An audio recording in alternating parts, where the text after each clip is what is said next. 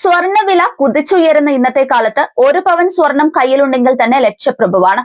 അതുകൊണ്ട് തന്നെ കേരളത്തിലെ നിലമ്പൂരിലടക്കം ലോകത്തിന്റെ പല ഭാഗത്തും ആളുകൾ നിധി തേടി കുഴിക്കാൻ ഇറങ്ങിയിട്ടുമുണ്ട്.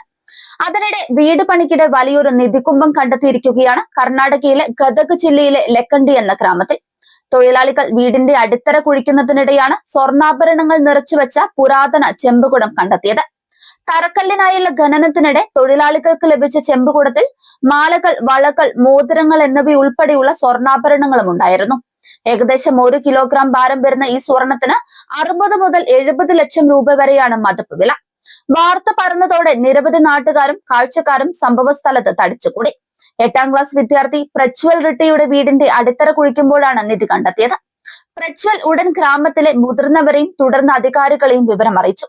ഉച്ചയ്ക്ക് 3 മണിയോടെ വിവരം ലഭിച്ച ഗദഗ് SP രോഹൻ ജഗദീഷിന്റെ നിർദ്ദേശപ്രകാരം പോലീസ് ഉദ്യോഗസ്ഥർ പ്രദേശത്ത് സംരക്ഷണം ഒരുക്കുകയും കണ്ടെത്തിയ നിധികുംഭം കനത്ത പോലീസ് സുരക്ഷയിൽ ആദ്യം സമീപത്തെ ക്ഷേത്രത്തിൽ സൂക്ഷിക്കുകയും ചെയ്തു.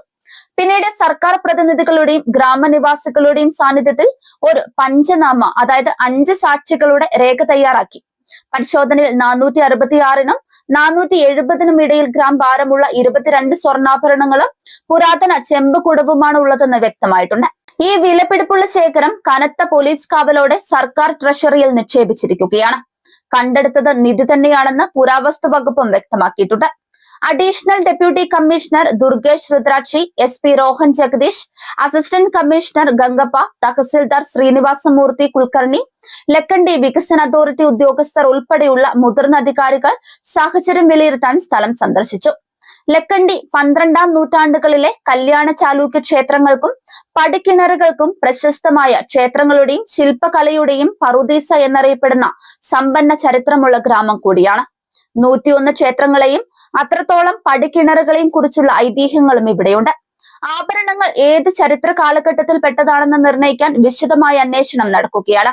ജില്ലാ ഭരണകൂടം സംസ്ഥാന സർക്കാരിനെ വിവരം അറിയിച്ചിട്ടുണ്ട്. നടപടികൾ പൂർത്തിയാക്കിയാൽ സർക്കാർ മാർഗനിർദ്ദേശങ്ങൾ പ്രകാരം കുടുംബത്തിന് നഷ്ടപരിഹാരം നൽകും.